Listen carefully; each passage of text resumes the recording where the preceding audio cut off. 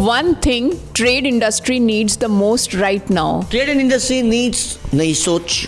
अगर आप परिवर्तन की इस गति को नहीं पकड़ेंगे तो आप पीछे रह जाओगे। नरेंद्र भाई मोदी का स्वप्न है $5 ट्रिलियन इकोनॉमी। इसका मतलब ये हुआ कि उस इकोनॉमी को अचीव करने के लिए ज़्यादा से ज़्यादा एक्सपोर्ट होना चाहिए, लेकिन हमारे लोगों को पता ही नहीं है कि एक्सपोर्ट की प्रोसीजर क्या है। और इसी सोच की वजह से चैम्बर ऑफ कॉमर्स ने एक क्लासेस शुरू किए। एक ऐसी स्किल जो हर बिजनेसमैन के पास होनी चाहिए, and that is the communication and art of public speaking. जिनके पास ये स्किल होगी वो बंदा कुछ भी कर सकता है। A trade practice that need immediate reform. Ethical standard. सबको ऐसा लगता है कि चोरी से ही पैसा बन सकता है। ये सोच एंटरप्रेन्योर की भी बदलनी है। मोदी जी क्या करेंगे अकेले? पैसा ही मतलब गलत तरीके के लोगों के दिमाग में घूमेगा और तो किस तरह से देश आगे बढ़ेगा। Hello everyone, this is CA Priya Somani welcoming you to another exciting episode of Wealth and Wisdom Diaries by The CA Jodi। आज के इस पॉडकास्ट में हम ट्रेड, बिजनेस, इंडस्ट्री इन सभी के बारे में बात करने वाले हैं। लेकिन हाँ, ये बातें सिर्फ बिजनेसमैन को कनेक्ट करने वाली नहीं हैं। ये बातें उन सभी यंग एंटरप्रेन्योर्स के लिए है, उन सभी स्टूडेंट्स के लिए हैं एंड इवन उन सभी विमेन के लिए हैं जो हमारे साथ जुड़ी हैं, because trade, business, industry connects to everyone.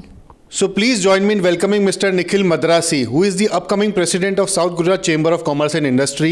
Nikhil Madrasi मतलब चैनल सूरत, उनका नाम ही चैनल सूरत से जुड़ा हुआ था, जो अभी एक मैरिज ब्यूरो भी चलाते हैं, एक मोटिवेशनल स्पीकर भी है, एक कॉर्पोरेट ट्रेनर भी है, एक जॉब प्रोफाइल भी चलाते हैं, and he is doing so many things.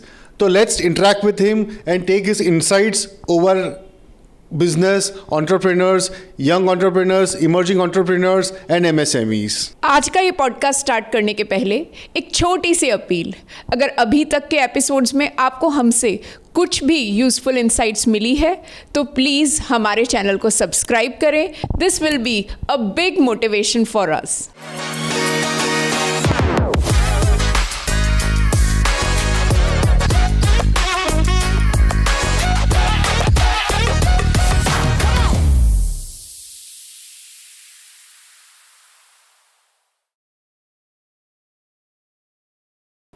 So we welcome Nikhil bhai on our show. Thank you very much. Sir, we would actually start with your incredible journey. We would like to hear from you your journey in South Gujarat Chamber of Commerce and Industry and some of your contribution and what inspires you actually to serve this trade and industry. I started my career in 1989. तब मैं chamber of commerce में सिर्फ post card printing करता था। I was a printer. तो उस समय रजनीकांत भाई मार्फतिया करके हमारे प्रेसिडेंट थे। पब्लिक रिलेशन किस तरह से हो सकता है, जनसंपर्क किस तरह से हो सकता है, वो हमने रजनी भाई से सीखा और मैं इस ऑर्गेनाइजेशन के प्रति कटिबद्ध हुआ कि हमें भी बनना चाहिए। फिर मैंने एक विनती की कि एक काम कीजिए, मेरा जितना भी बिल का पेमेंट है वो मैं नहीं लूँगा और वो पैसा आप जमा करते जाइए, और जैसे ही मेरा आपका जो मेंबरशिप का रेट है वो वहाँ तक पहुँच जाए वो आप जमा ले लेना, क्रेडिट ले लेना और मुझे मेंबर बनने का मौका दीजिए। वो बड़े प्रसन्न हो गए। बाद में इसके बाद जयवर्धन भाई बोड़ा वाला प्रेसिडेंट बने। उन्होंने देखा कि ये लड़के में कुछ दम है, तो उन्होंने कहा कि तेरे को हम मैनेजिंग कमेटी में ले लेते हैं ताकि तू अच्छी तरह से हमारे साथ काम कर सके। क्योंकि उस वक्त ये जो शान और शौहरत आप देख रहे हैं चैम्बर ऑफ कॉमर्स की, उस ज़माने में नहीं थी।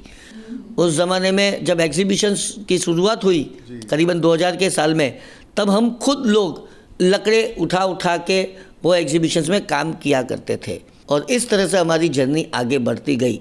बाद में तो मेरे प्रोफेशंस में भी बहुत बदलाव आया, क्योंकि मैं प्रिंटर के बाद आप जानते हैं कि चैनल सूरत में आ गया, मीडिया में आ गया।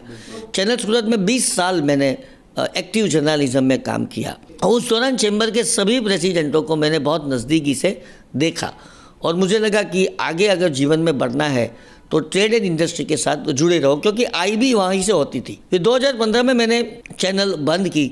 इसके बाद मैंने और ज़्यादा एक्टिव पार्टिसिपेशन शुरू किया और फिर तो मैं 4 बार सेक्रेटरी बना, अब वाइस प्रेसिडेंट हूँ। तो ये रही मेरी चैम्बर ऑफ कॉमर्स की जर्नी। अब इस पॉडकास्ट को आगे बढ़ाते हैं अपन। हमारा पॉडकास्ट निखिल भाई 3 राउंड की तरह होगा। पहला राउंड होगा रैपिड फायर राउंड, जहाँ पे हम आपसे सवाल पूछेंगे, आपको क्विकली उनका जवाब देना है कुछ शब्दों में। दूसरा होगा ट्रूथ एंड मिथ, मतलब हम कुछ स्टेटमेंट देंगे, वो आपको बताना है कि आपके हिसाब से वो सही है या वो आपके हिसाब से सही नहीं है। और तीसरा हम सिनेरियो प्ले करेंगे, जहाँ पे कुछ ऐसी सिचुएशंस आपको देंगे जहाँ पे आप अपने आप को रख के और कैसे उस सिचुएशन को हैंडल करते हैं या प्रेजेंट करते हैं। तो शुरू करें अपन पहला राउंड। तो we start our first round, rapid fire round. So, sir, one word that describes you the best. I am the best. मतलब एकदम प्रिसाइज। सही बात है, क्योंकि मैंने तो ये सीखा है कि अगर अपने आप पे कॉन्फिडेंस रखोगे, और जब भी मैं लेक्चर देता हूँ तो मैं सामने कौन होता है वो नहीं समझता हूँ, वो सोचता भी नहीं हूँ, सामने कोई भी बड़ा हो छोटा हो, लेकिन यहाँ पर अब मेरा वक्त है, so I am the best. Obviously सही बात है, और जो आपने अपना बैकग्राउंड बताया ना इनोवेटिव सोच की वजह से, I also feel that. Second question, a business leader you admire the most. Dhirubhai Ambani, उसे एडमायर होना तो बिल्कुल जायज़ है, और उनके बेटे मुकेश अंबानी जी और अब गौतम अडानी जी। धीरूभाई अंबानी ने सोचा था कि मैं, रिलायंस को हम किस तरह से जानते हैं, विमल के नाम से, ओनली विमल सबसे पहली उनकी प्रोडक्ट। अब ओनली विमल बनता था किससे, यान से। तो धीरूभाई ने यह सोचा कि उस ज़माने में अगर मैं एक कपड़ा 300 रुपये वाला मीटर महंगा बेचूं, और वही कपड़ा अगर रेमंड बनाती है, एस कुमार बनाता है, तो मेरी प्रोडक्ट लेगा कौन। तो मुझे वही क्वालिटी देनी है, वो ये लोग देते हैं, लेकिन वो ऐसे दाम पे देने जो वो लोग मेरे से कम्पीट नहीं कर सकते। तो उन्होंने कहा कि यान से बनते हैं, तो उन्होंने ये सोचा कि यान भी मैं खुद ही डेवलप कर लूँ, मैं ही उसका प्रोडक्शन शुरू कर दूँ। तो उन्होंने उनका प्रोडक्शन शुरू किया, उनके लिए ज़मीन दी। अब देखो, ज़मीन ली, लेकिन वक्त जाने पर वो ज़मीन के भी भाव बढ़ेंगे, और यान बनाने की वजह से यान और कपड़े के बीच में जो आदत थे, मतलब जो दलाल थे, ब्रोकर थे, वो भी निकल गए, उनका जो मुनाफा था मैन्युफैक्चर का वो भी निकल गया, तो कॉस्ट कम आई। फिर उन्होंने सोचा कि यान किससे बनता है, चिप्स से बनता है। उन्होंने चिप्स बनाना शुरू कर दिया। फिर उन्होंने सोचा कि चिप्स किससे बनती है, बोले कि पेट्रोलियम से बनती है। तो पेट्रोलियम, सूरत में रिफाइनरी लगा दी, जामनगर रिफाइनरी लगा दी। पेट्रोलियम किससे बनता है, तो क्रूड ऑयल से बनता है। लेकिन सरकार को इस वक्त समझ में आ गया कि ये बंदा कुछ ऐसी चाल चल रहा है कि पूरे देश की ताकत उसके हाथ में आ सकती है। तो उन्होंने ONGC खरीदने नहीं दी, वरना अगर उस वक्त ONGC उन्होंने खरीद ली होती तो आज अंबानी जी का जितना भी वट है, इससे 4 नहीं 10 गुना ज़्यादा वजन होता, क्योंकि पेट्रोल ही तो मेन चीज़ है देश में। और जो पेट्रोल पे राज करेगा उन्हीं के राज चलने वाला है। फिर वो राज सत्ता कुछ काम नहीं आएगी, ये आर्थिक महासत्ता है, आर्थिक राज सत्ता ज़्यादा होगी। अंबानी जी की ये सोच से मैं बहुत प्रभावित हुआ। मैंने बोला ये रिवर्स इंटीग्रेशन है, it is not a forward integration. हम लोग फॉरवर्ड इंटीग्रेशन सोचते हैं, पहले ज़मीन लेते हैं, फिर इस पर रेती, कपची, सीमेंट लगा के एक इमारत खड़ी करते हैं, फिर वो इमारत में हम एडिशनली सब कुछ डालते हैं, और सैंपल प्लेट तैयार होने के बाद हम लोगों के सामने पेश होते हैं, और फिर लोगों को बोलते हैं कि हमारे ये माल लीजिए। किसी ने ये नहीं सोचा कि हम पहले पूरी इमारत बना लें, और वो पूरी इमारत बनाने के लिए जो स्टेप करने वो रिवर्स में जाए, शायद उनको ज़्यादा पैसा मिल सकता था। ये गहरी सोच मेरे को छू गई। और अडानी जी की मैं बात करता हूँ। डॉक्टर जयनारायण व्यास मेरे राजकीय गुरु हैं, मैं उनका पीयर रह चुका हूँ। जब वो टूरिज्म मिनिस्टर थे, हेल्थ मिनिस्टर थे, तब की मैं बात कर रहा हूँ। तो डॉक्टर जयनारायण व्यास की बेटी सपना का शादी था, तो सपना की शादी में हम लोग गए थे। तो हम जो क्यू में थे, उस क्यू में मेरे बिल्कुल आगे गौतम जी थे, उसके बिल्कुल आगे टोरेंट पावर के सुधीर मेहता जी थे। कोई और बंदा आया और बोला कि सर आप लोग प्लीज़ इस तरफ से मंच पे आ जाइए। तो उन्होंने मना कर दिया कि नहीं, मैं तो इसी तरह से क्यू में ही आगे बढ़ूंगा। तब भी मैं उनको पहचानता, उस वक्त नो डाउट अडानी जी नंबर 1 नहीं थे, लेकिन मैं इतना तो जानता था कि अडानी जी बहुत बड़े आदमी हैं। और सुधीर भाई इससे ज़्यादा मैं जानता था, क्योंकि वो टोरेंट पावर के मालिक थे, जो सूरत में हमें इलेक्ट्रिसिटी देते हैं। तो ये बड़े लोगों की सोच को इतनी नज़दीक से देखने के बाद मुझे लगा कि ऐसे बिजनेसमैन बनने चाहिए, इसलिए मैंने आपको ये 2 नाम बताए कि ये मेरे आदर्श हैं। बहुत बढ़िया सर, फैंटास्टिक निखिल भाई। Next question. The one thing trade industry needs the most right now. Trade and industry needs नई सोच, रिवॉल्यूशन एवरी मोमेंट आ रहा है। अगर आप परिवर्तन की इस गति को नहीं पकड़ेंगे तो आप पीछे रह जाओगे। ये बिल्कुल मेरा सही मानना है। देखिए, चेंबर ऑफ कॉमर्स में एक्सपोर्ट इंपोर्ट का क्लास चल रहा है। हम क्यों चलाते हैं? ताकि भारत जो है, नरेंद्र भाई मोदी का सपना है $5 ट्रिलियन इकोनॉमी। इसका मतलब ये हुआ कि उस इकोनॉमी को अचीव करने के लिए ज़्यादा से ज़्यादा एक्सपोर्ट होना चाहिए। लेकिन हमारे लोगों को पता ही नहीं है कि एक्सपोर्ट की प्रोसीजर क्या है, एक्सपोर्ट में क्या दिक्कतें आ सकती है, एक्सपोर्ट के हमारे कानून क्या है। और इसी सोच की वजह से चैम्बर ऑफ कॉमर्स ने एक क्लासेस शुरू किए और ये क्लासेस ज़बरदस्त चलने लगे। सोशल मीडिया, अब फेसबुक, व्हाट्सएप, इंस्टाग्राम, लिंक्डइन, ये किसी से समझ में ही नहीं आ रहा था।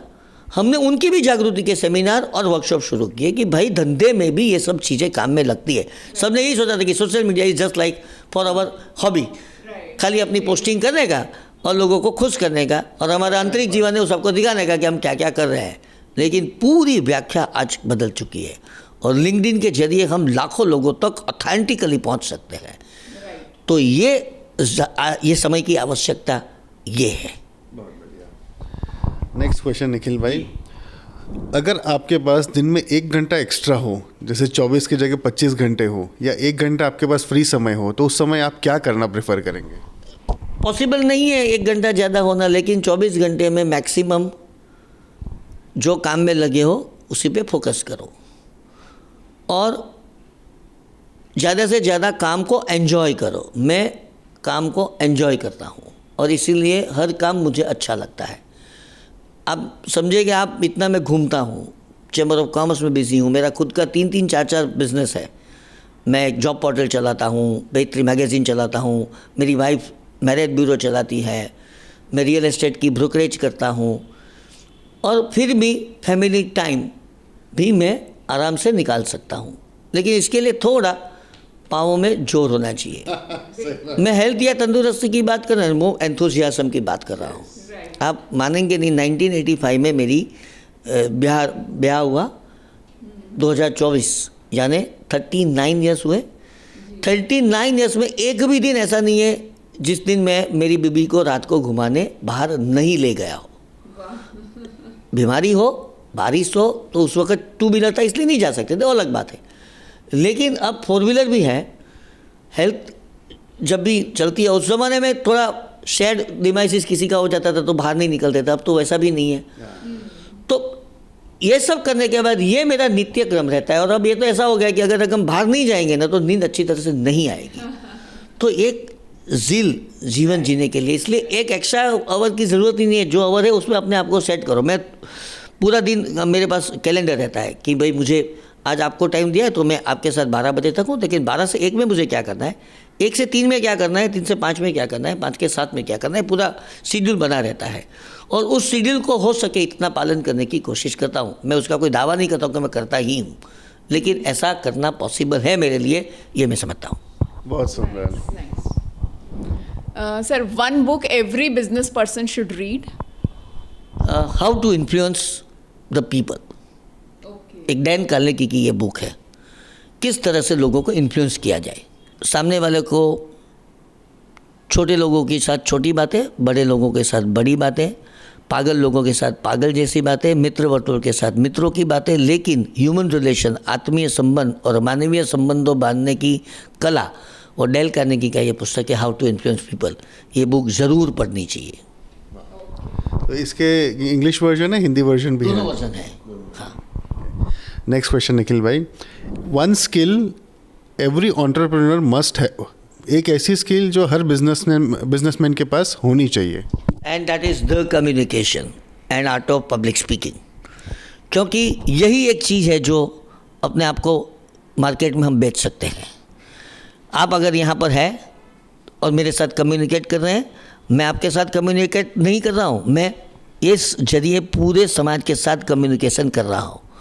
मेरे विचार, मेरे शब्द की माधुर्यता, मेरे विषय की वैविध्यता, ये सब चीज़ है that is only because of a good communication. जिनके पास ये स्किल होगी वो बंदा कुछ भी कर सकता है।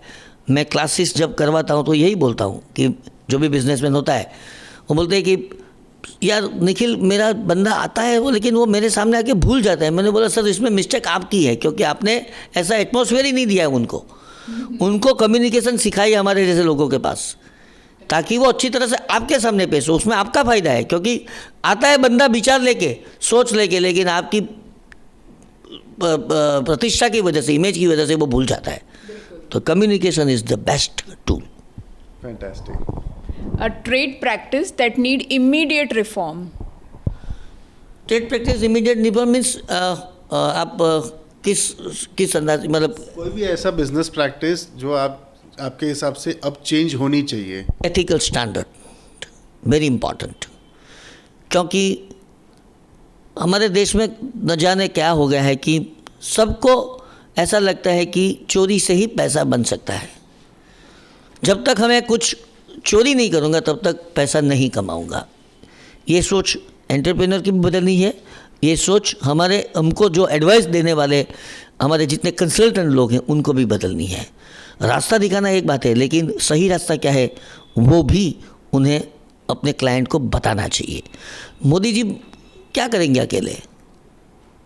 अगर ये पैसा ही मतलब गलत तरीके के लोगों के दिमाग में घूमेगा और जेब में रहेगा तो किस तरह से देश आगे बढ़ेगा? मैं एक और बात बता देता हूँ, थोड़ा लंबा बात है लेकिन बहुत मतलब करंट और रिलेवेंट आपने बात बताई इसलिए बोलता हूँ। लोग बोलते हैं ना कि शादी में बहुत खर्चा किया, ये दिखा देखी, ईर्ष्या। मैं ऐसी चीज़ों के सपोर्ट करता हूँ। आप बोलेंगे ऐसा क्यों भाई? मैं इसलिए सपोर्ट करता हूँ कि अगर राजहंस देसाई जैन ग्रुप के बेटी का शादी में 60 करोड़ का खर्चा हुआ, या तो अभी अवध ग्रुप के जयंती भाई एकलारा के बेटे की शादी में 100 करोड़ का खर्चा हुआ। सर 100 करोड़ रुपया कितने लोगों के जेब में गए? सही बात है। इकोनॉमी किस तरह से घूमी? हाँ, उसमें यह क्या बात है कि ब्लैक की इकोनॉमी, पैरेलल इकोनॉमी अगर चलती है तो ये गलत है, ताकि वो इन्फ्लेशन को बढ़ावा देगी। लेकिन अगर ये पैसे मैंने गिना, करीबन 70 ऐसी जातियां हैं जिसके जेब में ये पैसे गए हैं। उनकी परचेसिंग कैपेसिटी बढ़ेगी, वो और कुछ परचेस करेगा, इससे बाजार चलेगा, और बाजार चलेगा तो तेज़ी आएगी, और तेज़ी आएगी, बचत होगी, स्टॉक मार्केट चलेगा, फिर पूरा circle. New way of thinking. Not new way, it's my own way of thinking कि ऐसा होना चाहिए। गणपति में हाँ न्यूसेंस नहीं होना चाहिए, हम समझते हैं। Right. हमारे जैनों के जो रैलियाँ होती हैं, सरगस होते हैं, हमारे पर्यूषण के बाद ये सब जो जुलूस निकलते हैं, या फिर वो दशामा इतने छोटे लोगों के लिए, उनमें जो खर्चा हो रहा है, नवरात्रि में जो खर्चे हो रहे हैं, कई न्यूसेंस होता है इसलिए लोगों को तकलीफ देता है। लेकिन अगर न्यूसेंस की बात छोड़ के अगर अर्थतंत्र में पैसे घूमने की बात हो तो इससे ज़्यादा अच्छा तो क्या हो सकता है? और मैं तो हमेशा बोलता हूँ कि अगर आपके पास 3 सेविका को घर में रखने की ताकत है तो 2 मत रखिए, क्योंकि वो आप 3 रखेंगे तभी उनके जेब में पैसा आएगा, तभी वो पैसा किसी और के काम में आएगा, और आर्थिक जो असमतोलन है वो तभी ख़त्म होगा जब ये होगा। सर, आपने जो बात कही थी ना, मुझे बहुत टच कर गई, क्योंकि एज अ चार्टर्ड अकाउंटेंट मैं भी अपने क्लाइंट्स को यही समझाता हूँ कि टैक्स प्लानिंग अलग चीज़ है और टैक्स इवेजन अलग चीज़ है। Always go for tax planning and don't go for tax evasion. Right. Next question Nikhil भाई, वैसे तो इसका जवाब शायद हम सब गैस कर पाएंगे, बट फिर भी best city for business in India? Naturally Surat, it is a most lovable and livable city. Surat की खासियत क्या है? जो सिटी 94 में the dirtiest city of the world के नाम से जाना गया, वो आज 2024 में cleanest city of the world India कहा जाता है। अब इससे ज़्यादा अच्छा तो क्या हो सकता है? यहाँ पर कानून व्यवस्था कितनी अच्छी है, यहाँ औद्योगिक शांति कितनी है, यहाँ न तो यूनियनबाजी है, उस ज़माने में यूनियनबाजी थी, लेकिन आज यूनियन भी समझ के काम करते हैं कि भाई उनके साथ लड़ने का नहीं, समझ के जो भी अच्छी तरह से वो जो दे रहा है उसको कायदे कानून की तौर से उसको आगे बढ़ाया जाए। ट्रैफिक के सिस्टम देखो बदल गई है, नो डाउट पहले से टाइम ज़्यादा जाता है, लेकिन सेफ्टी के जरिए हम भी जानते हैं कि अभी 20 से ज़्यादा 25 मिनट लगेगी, लेकिन हम 25 मिनट में पहुंच जाएंगे। पहले 20 की जगह 45 मिनट भी हो सकती थी। हमारे पॉलिटिशियंस सबसे ज़्यादा उनका, अब देख लो सूरत के, अगर हम 14 धारासभ्य बाहर सूरत के और 2 आजू बाजू के, किसी का कोई कनेक्शन अंडरवर्ल्ड के साथ नहीं है। ये कितनी बड़ी बात हो सकती है। आप, मैं किसी राज्य का नाम नहीं बोलूँगा, लेकिन आप गुजरात के अलावा किसी और राज्य में देखिए, उनका कनेक्शन किसी के साथ, किसी और कैसे धंधों के साथ। और हमारे पॉलिटिशियंस, मेरे ख्याल से ये जो उच्च परंपरा यहाँ पर है, वो हमारे सिटी को महान बनाया है। और अभी तो सिटी पूरा बदल रहा है, आप देख सकते हैं, मेट्रो आ रही है, BRTS इतनी सक्सेसफुल चल रही है, पूरा स्टेशन मॉडल बन रहा है। आने वाले 25 साल सूरत के हैं वर्ल्ड में, मैं ऐसा बिल्कुल मानता हूँ। क्या बात है सर, क्या बात है। नेक्स्ट क्वेश्चन सर, अभी आपने इनोवेशन की बात बताई, so should businesses prioritise innovation और कस्टमर रिटेंशन? मेरे ख्याल से customer is the king. Customer की डिमांड जब तक आप नहीं पहचानोगे तब तक कुछ भी होने वाला नहीं है। अब देखिए कि यान से वीविंग से प्रोसेसिंग, लेकिन प्रोसेसिंग के बाद ट्रेडर्स के पास जब कपड़ा जाता है, इसके पहले एम्ब्रॉयडरी या तो वैल्यू एडिशन, लेस, बॉर्डर, ये सब चीज़ों से आज देखो क्या कमाल की चीज़ें बन रही हैं। और फिर वो ट्रेडर्स के पास जाती है, वो फिर कपड़े बेचते हैं, पूरे देश में जाता है, पूरे विदेश में जाता है। सूरत का कपड़ा कलकत्ता में जाके हम खरीदते हैं कलकत्ता का समझ के, लेकिन अगर ये कपड़ा सूरत का ही हो और ज़्यादा पैसा दे के आए तो जब वो पता चले तो कितना अपने को तकलीफ होगी। सही बात है। लेकिन हमारे व्यापारियों ने कस्टमर की नीड को पकड़ा है और वही हमें सबको करना है। जैसे आप पॉडकास्ट कर रहे हैं, ये नीड ऑफ द आवर है कि भाई प्रिंटिंग एक चीज़ है, लिखना एक चीज़ है। और ऐसे देखो, ये जो मेरे विचार में प्रकट कर रहा हूँ वो शायद मैं लिख के नहीं प्रकट कर सकता। और अभी तो रील का ज़माना है, इस पॉडकास्ट से आप छोटी छोटी रील बना के भी लोगों के सामने पेश हो सकते हो। तो ये customization is very important. Sir, हम भी आपको ऐसे तो पहले से जानते थे, लेकिन आज जितना जानने का मौका मिला है वो शायद पहले कभी मिला भी नहीं। ये समय का और परिवर्तन, समय का बदलाव भी होता है। समय के साथ साथ आदमी भी ऐसा धीर गंभीर बन सकता है, ये मेरे में हुआ है। बहुत बढ़िया। अब इस राउंड का आखिरी क्वेश्चन है निखिल भाई, वैसे आपकी इनोवेटिव सोच, अलग तरीके की सोच, इन सब को ध्यान में रखते हुए ये क्वेश्चन है, top 3 emerging businesses in India for young entrepreneurs. Emerging business मेरे तो ख्याल से सबसे ज़्यादा स्टार्टअप में मैं कोई एक चीज़ का नाम नहीं लूँगा, लेकिन ऐसी चीज़ दिमाग में आ रही है इस बच्चों को कि बात मत पूछो। कोरोना में ये सब चीज़ों की शुरुआत हुई है, इनोवेशन की। हमारी सूरत की एक बेटी ने, उसके घर में बॉक्स आते थे कुरियर के जरिए, फिर वो बॉक्स ऐसे ही पड़े रहते थे। उन्होंने सोचा कि मैं ये बॉक्स का ही धंधा शुरू करूं कि ये बॉक्स का रीसाइकलिंग कितनी बार हो सकता है, रीयूज़ कितनी बार हो सकता है। उन्होंने अपनी पूरी दुनिया बदल दी और आज वो बेंगलोर में टॉप पोजीशन कर रही हैं। दूसरा है ऑनलाइन बिजनेस, क्योंकि दुनिया पूरी अपने सामने है, तो आप कुछ भी जुगाड़ करके ऑनलाइन बिजनेस में चले जाइए। करना क्या है, किसी एक का कांटेक्ट मैन्युफैक्चरिंग का किया, लोगों का कांटेक्ट किया, हमने बीच में ऑनलाइन काम किया, हमें हमारा कमीशन मिल गया। इससे ज़्यादा अच्छा बैठ के करने वाला बिजनेस ही कहाँ है। और तीसरा है ब्रांडिंग बिजनेस, किसी की ब्रांड को बढ़ाना।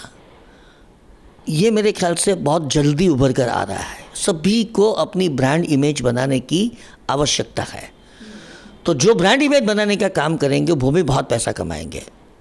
ब्रांड इमेज के लिए बनाने के लिए कॉरपोरेट कंपनियों के पास इतना ज़्यादा पैसा उन्होंने साइड पे रखा है, बस कोई ग्रैब करने वाला चाहिए। ग्रैब करने वाला नहीं मिलता है, क्योंकि हम वही 8-10 हज़ार वाली सोच में पड़ रहे थे। खरीदने वाले भी हम चाहते कि निखिल भाई एक 10-12 हज़ार रुपये में हम आपको चमका दो। अरे ऐसे कैसे चमका दूँ, तो जादू थोड़ा होता है। थोड़ा ज़्यादा पैसा खर्च करो, वो सोच अपने को बदलनी है। और जो कर रहा है उसको पैसा मिलेगा तभी तो वो कुछ ऐसा करेगा कि ताकि वो आपकी ब्रांड को बदल सके, नहीं तो कैसे ब्रांड बनेगी। ब्रांड कैसे बननी चाहिए, बिल्कुल कि सही बात है। हम टूथपेस्ट लेने गए ना तो हम ऐसा नहीं बोलेंगे कि टूथपेस्ट दो, हम ऐसे ही बोलेंगे कॉलगेट दो। वो भले पेप्सोडेंट दो लेकिन दे गया, लेकिन वो नाम तो हमारे दिमाग में कोलगेट ही आता है। और ऐसा जेरोक्स, जेरोक्स क्या है? जेरोक्स तो कंपनी, मशीन का नाम, मशीन की कंपनी का नाम है। It is not, it is a photostat copy, but the brand image of xerox कि ये पूरा जेरोक्स सेंटर। तो ये जो ब्रांड इमेज का बिजनेस है is coming up very fast. Absolutely right sir, very rightly pointed out. तो इसी के साथ हम अपना फर्स्ट राउंड कंप्लीट करते हैं and will be starting our next round, truth and myth.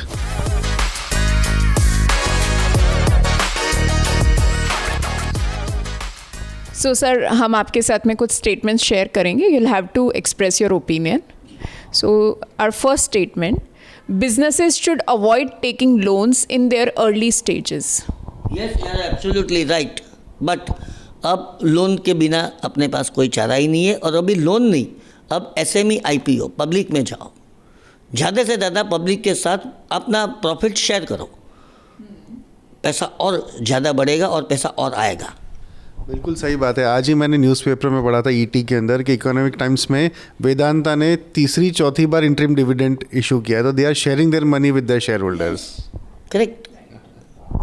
Next question, rather truth and myth है।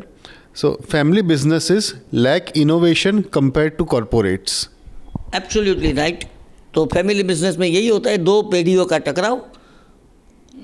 पहला, पिताजी ऐसे ही मानते हैं कि यार मैंने बहुत दिवाली देखी है, मैंने बहुत तुम्हारे से ज़्यादा फटाके फोड़े हैं, लेकिन उनको ये सोचना चाहिए कि अब बेटे का ज़माना आ गया है, बेटा इनोवेशन कर रहा है। आज मैं चेंबर ऑफ कॉमर्स में जाता हूँ तो मेरे बेटे ने भी मेरे को बता दिया कि पिताजी आप मज़ा कीजिए, आपकी मज़ा में आपकी रेप्यूटेशन पे हम पैसा कमा लेंगे, लेकिन आप उसमें मत पड़िए। अब मुझे अपने आप से किस तरह से धंधा लाना है, क्योंकि मैं जब धंधा करता हूँ तो रिलेशन बीच में आ जाते हैं। वो बोलते हैं कि इसमें रिलेशन को आप मत डालिए, क्योंकि रिलेशन को डालेंगे तो पैसा नहीं आएगा। तो वो तो बिल्कुल बात है कि ये जो बदलाव है उनको तो सभी को स्वीकार करना ही चाहिए। बहुत बढ़िया। Okay, sir. Real estate is no longer a lucrative industry.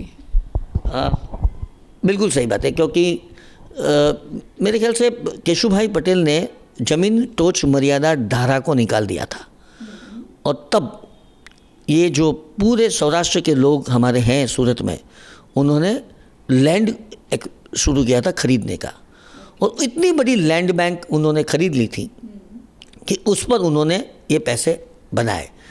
फिर एक लैंड दूसरे को गई, दूसरे तीसरे को गई, 10-10 दिन में पैसा यूं बढ़ता था। लेकिन अब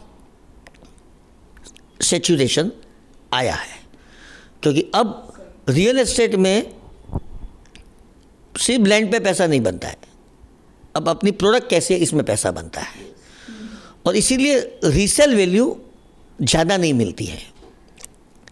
अगर एक बंगला में आज 60 लाख में खरीदता हूँ रो हाउस, उसी कंपनी का दूसरा प्रोजेक्ट 2 किलोमीटर के अंदर में आता है और वहाँ पे 40 लाख से वो शुरू करते हैं, तो वहाँ पर भी बनते बनते बनते बनते वो 60 लाख पे पहुँचता है। तो ये 60 लाख कैसे बढ़ेगा जो हमने लिया है, क्योंकि उन्हीं की प्रोडक्ट, और वो भी इतनी बड़ी तादाद में, 200, 300, 500 के अंक में। तो अब मेरे ख्याल से real estate is no longer a good investment, but सबको अपना घर चाहिए, वो घर तो एक होना ही चाहिए, वो भाड़े पे नहीं होना चाहिए, और एक वीकेंड होम भी होना चाहिए ताकि थोड़ा आराम मेंटली होना चाहिए। लेकिन वो दोनों पे आप ऐसा मत गिनती करना कि ये पैसा बढ़ेगा और भी वापस मैं उसको इन्वेस्ट करूँगा इसकी सेल करके, ये सोच आप निकाल दीजिए। हाँ, पैसा पड़ा है और डालिए, अलग अलग सेक्टर में डालना चाहिए, रियल एस्टेट में, कमोडिटी में, अपने इक्विटी में। ये एक सोच है कि रियल एस्टेट में भी आप डालो, लेकिन इसमें ज़्यादा अगर आपके पास वैसे ही पड़ा हो तो उसको हम भाई कुछ ज़रूरत पड़ेगी और हम उसको बेच के पैसा कर लेंगे, वो अभी होने वाला नहीं है। इतनी जल्दी आपकी प्रॉपर्टी बिकेगी नहीं, सही बात है। तब आप जाके फंस जाओगे। तो ऐसे कैलकुलेशन मत कीजिए। मैंने कई लोग देखे हैं सर जिन्होंने ना बैंक से लोन लेके प्रॉपर्टी ली, उसको बेचा, फिर नई प्रॉपर्टी बैंक से लोन लेके ली। आज उनके पास इतनी प्रॉपर्टीज़ है मगर वो लिक्विडेट नहीं हो रही है और बैंक के लोन इस चक्कर में NPA हो रहे हैं। बिल्कुल बिल्कुल सही बात है जी। अगला स्टेटमेंट, एजुकेशन, शिक्षा का बहुत लिमिटेड रोल है किसी भी बिजनेस को या बिजनेसमैन को सक्सेसफुल बनाने में, तो आप इस बात से सहमत है या नहीं? बिल्कुल नहीं, शिक्षा तो मेन है, सरस्वती है, शब्द है तो सब कुछ है। क्योंकि सरस्वती सिर्फ शब्द नहीं है, वो वैचारिक धारा है, ये संस्कार है। अब अच्छी शिक्षा लेंगे तभी संस्कार आएगा, वरना नहीं आएगा। हम तो घर की बात कर लो, माता जी दादी क्या बोलती है, सत्य बोलो, सत्य नहीं बोलोगे तो पाप लगेगा, पाप लगेगा तो नरक में जाओगे। तो ये संस्कार धारा क्या होती है, हमें बचपन से ये सिखाया जाता है कि गलत मत करो। तो अब और अभी देखो, शिक्षा की बात करो तो अगर एजुकेशन नहीं लोगे तो आप दुनिया में क्या चलता है कैसे पता चलेगा। वो ज़माने की बात और है, अपने डायमंड के स्थपति गोविंद भाई ढोलकिया और सब्जी भाई ढोलकिया की बात और है। लेकिन उस ज़माने में तो वैसे भी शिक्षा की इतनी ज़रूरत भी नहीं थी और शिक्षा का इतना माहौल भी नहीं था। लेकिन अब तो शिक्षा का माहौल है, जितना ज़्यादा पढ़ा सको इतना बच्चों को पढ़ाइए, और पढ़ोगे तभी तो आगे बढ़ोगे। बिल्कुल। सर, अभी एआई का बहुत ट्रेंड चल रहा है, सो आपको क्या लगता है AI will replace jobs more than it creates? AI कभी भी जॉब रिप्लेस नहीं करेगा। आर्टिफिशियल इंटेलिजेंस जो लोग करते हैं उनकी बुद्धिमत्ता को बढ़ाएगा। अब मैंने 61 ईयर्स का माई एज इज, आज से करीबन 1 साल पहले मैंने चैट जीपीटी का उपयोग करना शुरू किया। अमेजिंग। मैंने मेरे बेटे को बोला कि तू चैट जीपीटी यूज़ कर रहा है? बोले कर रहा है। मैंने बोला क्या कर रहा है, दिखा। तो वो कुछ दिखा नहीं सका। मैंने उनको दिखाया कि देख ले चैट जीपीटी में मैंने ये करके दिखाया है। तो मेरे में अपने आप में इतना बदलाव आ गया, मैं इतना मतलब क्रिएटिव आदमी हूँ, मैं लिखता हूँ अपने आप पे। मुझे भी लगा कि यार ये मेरी सृजन शक्ति के लिए खतरा है। लेकिन मैंने सोचा कि यार सृजन शक्ति का खतरा है तो है, लेकिन अब पूरी दुनिया अगर इस पे चलती है तो मेरे को इतना ज़्यादा मेहनत क्यों किए? इसकी वजह ऐसा नहीं हो सकता कि मैं और 10 काम इनकी वजह से कर लूँ। सही बात है। किसी का अगर आर्टिकल मुझे लिखना है या तो मुझे चेंबर ऑफ कॉमर्स में कोई अच्छा प्रोग्राम बनाना है। मैंने इस बार मेरे साल क्या प्लानिंग मैंने किया है 1 जून से लेकर 31 मई 2026 का। तो मैंने बोला मुझे अगर हर रोज़ प्रोग्राम करना है तो मैं इसका आइडिया कहाँ से लाऊंगा। तो मैंने खाली चैट जीपीटी को इतना दिया कि give me 20 suggestion of real estate programmes, what kind of subjects I am suppose to do as a president of chamber of commerce, and give me the tentative name of the speakers with the contact numbers and email IDs. ChatGPT ने 2 minute में मेरे को amazing subjects दे दिए। फिर मुझे तो मज़ा आ गया। तो रियल एस्टेट, फिर इंफॉर्मेशन टेक्नोलॉजी, फिर textile, diamond, gem and jewellery, startup, बस 700 प्रोग्राम का लिस्ट तैयार है। अभी मेरी कितनी ताकत है वो 700 प्रोग्राम करने की, वो अब मेरे पे है। राइट। तो मेरी इस ख्याल से कोई रिप्लेस नहीं करेगा चैट एआई।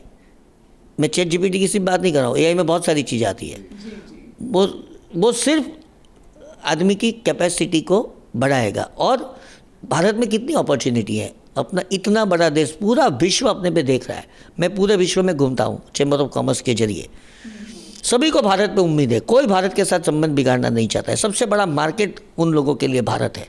क्यों बिगाड़ेंगे संबंध? और ऐसे राजद्वारी नेता है जो पूरे विश्व को अपनी पकड़ में रखना जानते हैं, अगर उनकी प्रेजेंस है तो कितना बड़ा माहौल बन सकता है। तो मेरे ख्याल से it will not replace the personalities.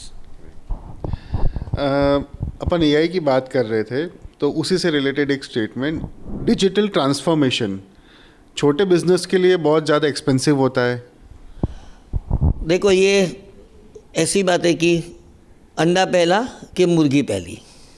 सही बात है। खर्चा करोगे तो एक रिस्क लोगे तो एक हाइट बढ़ेगी तो पैसा आएगा। अगर आप यही बोलेंगे कि पैसा मुझे खर्च ही नहीं करना है, ये तो रिस्क फैक्टर तो होता ही है। और बिजनेस का नाम ही रिस्क है।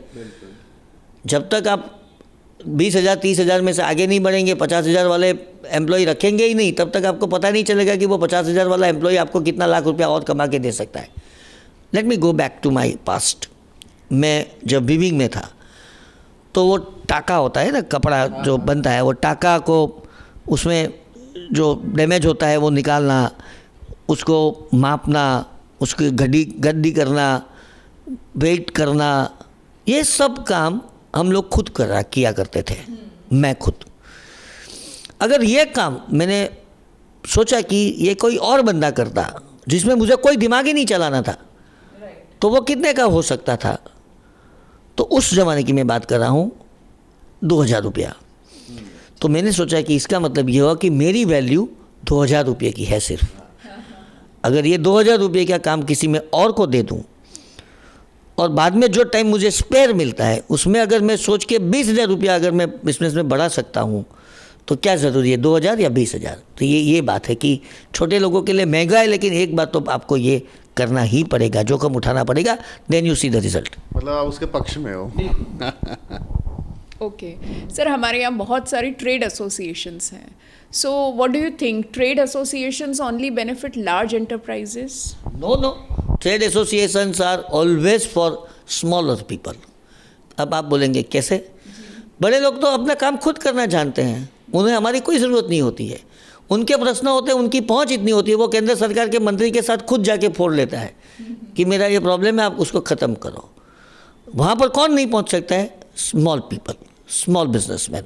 दे come to the chamber of commerce, they represented their issues and we try to resolve their issues. तो ये बिल्कुल गलत बात है। बड़े लोगों को तो ऐसे एसोसिएशन की ज़रूरत बहुत कम है, क्योंकि उनकी खुद की ताकत इतनी है, उन्हें कोई बैंक वालों के पास जाने की ज़रूरत नहीं है, वो बैंक वाले को ऐसे ही अपने आप में ले लेते हैं। लेकिन अगर छोटे लोगों को बैंक के साथ हमें पहचान करवाना है तो ट्रेड एसोसिएशन यही काम करती है, और चेंबर का तो बिल्कुल यही अभिगम है।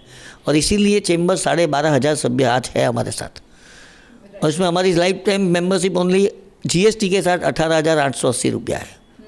ऐसी कोई चेंबर नहीं होगी जिसकी इतनी फीस कम होगी, क्योंकि हम चाहते हैं कि स्मॉल से स्मॉल एंटरप्रेन्योर हमारे साथ आए।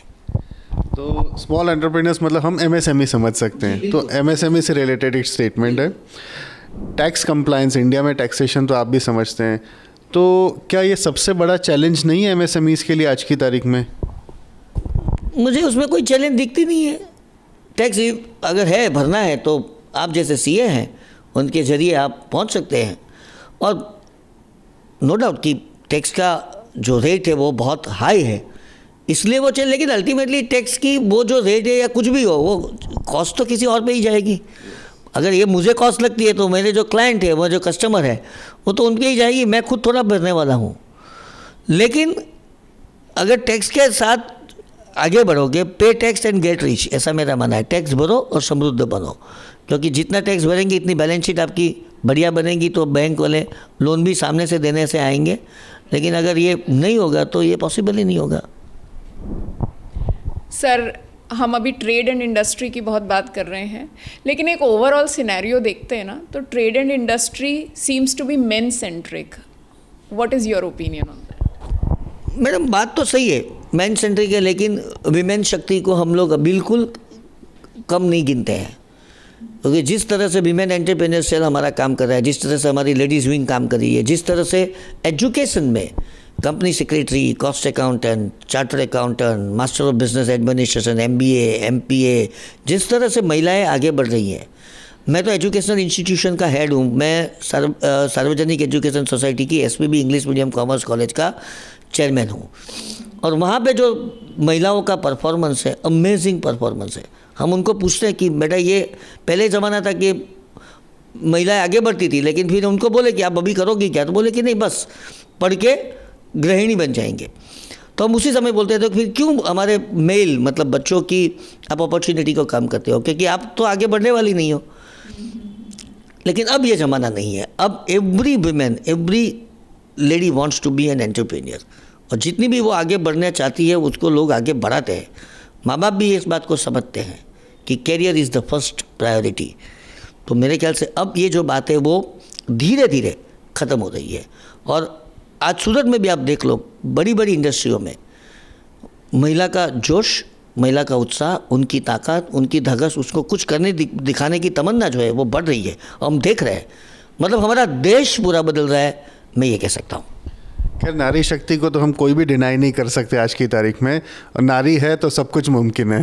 सर, मेरी ऑफिस की बात कर लो ना, मेरी ऑफिस में हम 2 मेल हैं, मैं और मेरा बेटा, और करीबन 12 और लोग हैं, इसमें से 10 महिलाएं हैं और सिर्फ 2 पुरुष हैं, और वो भी सिर्फ हमारा आने जाने का कंट्रोलिंग का जो काम करते हैं ना, वो काम करता है। बाकी का जो पूरा ब्रेन वर्क है वो लड़कियां करती हैं। Women equality. खैर with this sir we end our second round. अब हम तीसरे राउंड की तरफ चलते हैं, सिनेरियो प्ले, जहाँ पे हम आपको कुछ सिचुएशंस देंगे, आप अपने आप को वहाँ पे रख के और आप कैसे हैंडल करेंगे वो आप शेयर करिएगा।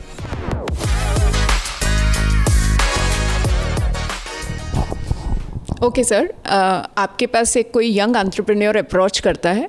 ही has innovative ideas but he has no funds and no connections. How would you guide him? हम तो वही करते हैं वहाँ बैठ के चेंबर में, ऐसे जितने भी लोग आते हैं उसको हम स्टार्टअप सेल में बुक करते हैं। फिर हम इन्वेस्टर्स जो भी हैं और ख़ास करके स्टार्टअप में इन्वेस्ट जो कर रहे हैं उनको बुलाते हैं, उनके सामने उसका प्रेजेंटेशन करवाते हैं, और कहीं ना कहीं उनको हमेशा इन्वेस्टर मिल जाता है। और अगर इन्वेस्टर नहीं मिलता है तो हम लोग उनको बैंक के पास भेजते हैं, सरकारी योजनाओं के बारे में बताते हैं, हम उनको DIC में भेजते हैं, इंडस्ट्री सेंटर में, जिला उद्योग केंद्र में। वहाँ पे सरकार की जो स्कीम है उससे आप जाइए, ज्ञात होइए और उनमें से क्या फ़ायदा ले सकते हैं। मतलब बिल्कुल ज़रूरी नहीं है कि हम उनको गाइडेंस भी देते हैं और हो सके तो उसको आत्मनिर्भर बनाने की कोशिश करते हैं। बहुत सुंदर। तो इसी से रिलेटेड सर एक और सिनेरियो कि अगर एक छोटा बिजनेस ओनर है, वो अपना बिजनेस एक्सपेंड करना चाहता है मगर उसको लोन लेने से डर भी लग रहा है, तो ऐसी सिचुएशन में आपके हिसाब से उसको क्या करना चाहिए? उनको चेंबर ऑफ कॉमर्स के सेमिनारों में आना चाहिए। 300 कार्यक्रम हम लोग हर साल करते हैं जिसमें सिर्फ यही बातें करते हैं, मोटिवेशन बिजनेसमैन को देते हैं। और एक बात बता दूं, सवजी भाई ढोलकिया जो जिनका नाम आपने सुना है, हरे कृष्ण एक्सपोर्ट, वो यही बोलते हैं कि बड़े बड़े लोगों के साथ संसर्ग में रहना पसंद करो, उनकी बड़ी बड़ी बातें सुनो। शायद वो बातें ही करते रह जाएंगे, लेकिन अगर इसमें से कुछ ग्रहण करके उसको इम्प्लीमेंट करें तो उनसे भी आगे जा सकते हैं, और उसी का जीवन में यही हुआ है। तो चेंबर ऑफ कॉमर्स में बड़े बड़े लोगों के साथ आप बैठिए, उठिए, बातें सुनिए, उनके विचारधारा को समझने की कोशिश करिए और अपने आप को परिवर्तित करने की कोशिश कीजिए। मेरे ख्याल से आप में ये हिम्मत आ जाएगी कि आप ज़्यादा लोन लो और ज़्यादा बिजनेस करो। बहुत बढ़िया। सर, आप एक मैरिज ब्यूरो रन करते हैं, तो उससे रिलेटेड अब एक सवाल मैं आपसे पूछना चाहती हूँ। एक प्रोफेशनल वुमेन है, now she is finding difficult to get a match.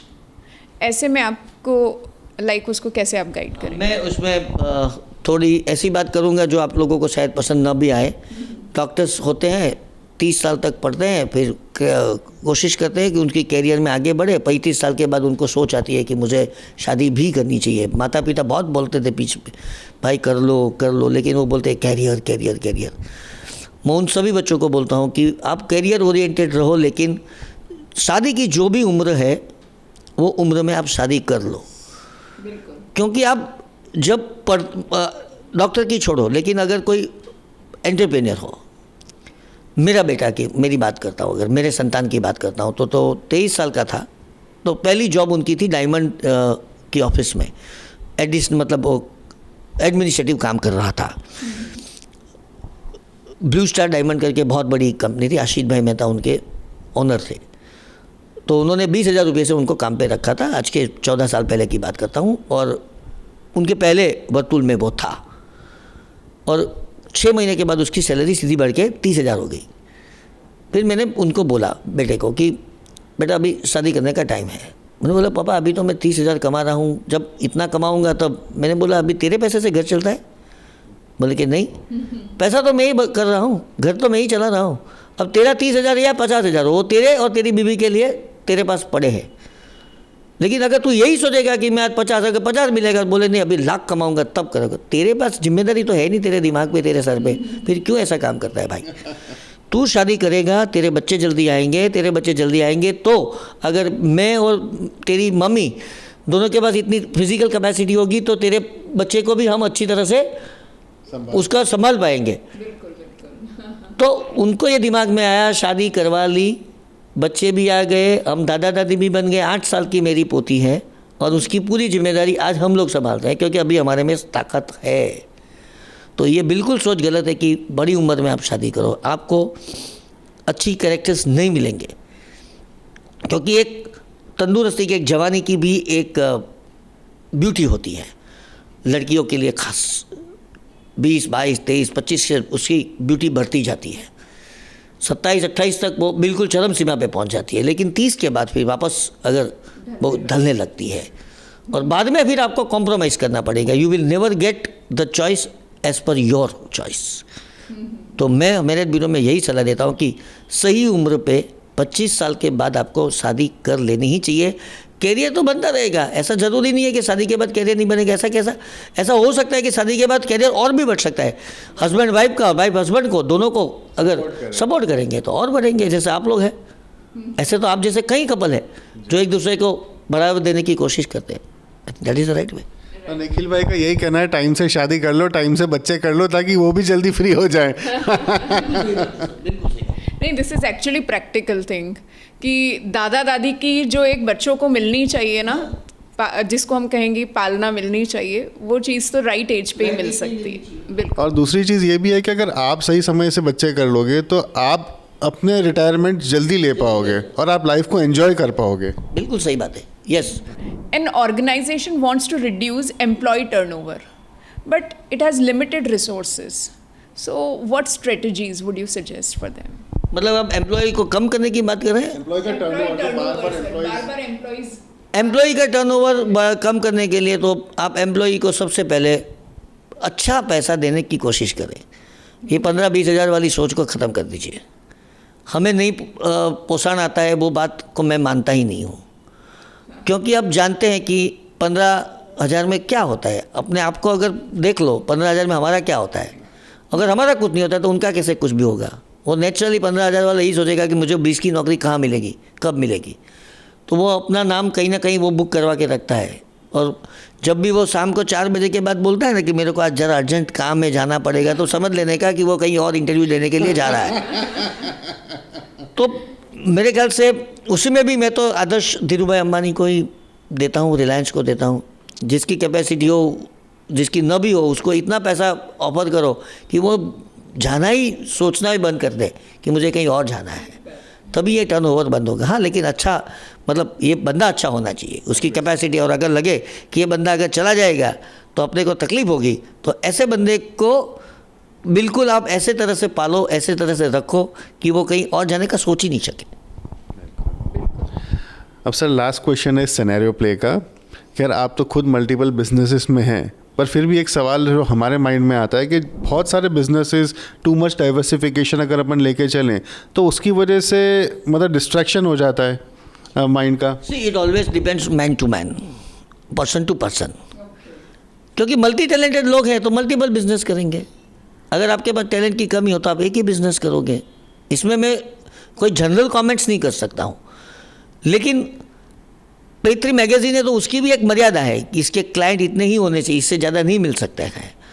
तो वो तो मेरा शायद 3 घंटे का काम है एक दिन में, जो मैं सर्विस बिजनेस की बात कर रहा हूँ। मैन्युफैक्चरिंग वाले को तो बहुत सारा काम करना पड़ता है, लेकिन सर्विस बिजनेस वाले को तो सिर्फ दिमाग का यूटिलाइज करना होता है।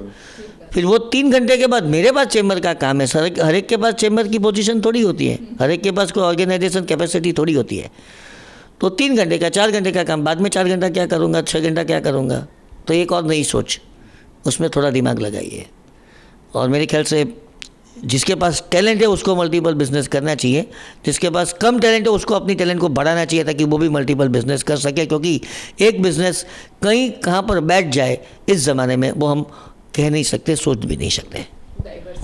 Great, thank you so much Nikhil भाई, इतने प्रॉम्प्टली हमारे क्वेश्चंस का आंसर देने के लिए। अब लास्ट में हम 2 चीज़ें आपसे पूछना चाहेंगे। आप MSMEs और यंग एंटरप्रेन्योर्स को क्या मैसेज देना चाहते हैं? यंग एंटरप्रेन्योर्स को तो क्या मैसेज, वही बस काम पे लगे रहो, सोचो सोचो सोचो, अभ्यास करो।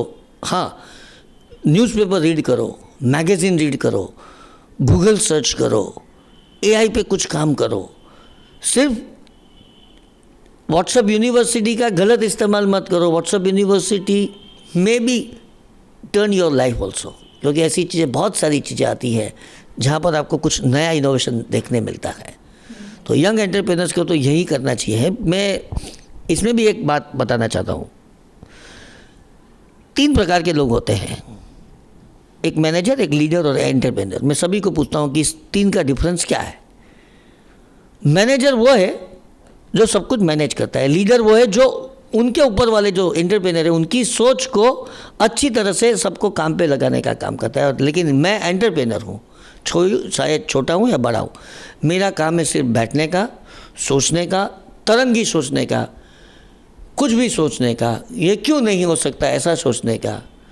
वही एंटरप्रेन्योर की व्याख्या है, क्योंकि आपके पास लीडर भी हैं और मैनेजर भी है। तकलीफ सिर्फ इतनी है कि हम खुद लीडर बन जाते हैं, हम खुद मैनेजर बन जाते हैं और छोटे छोटे कामों में लगे रहते हैं।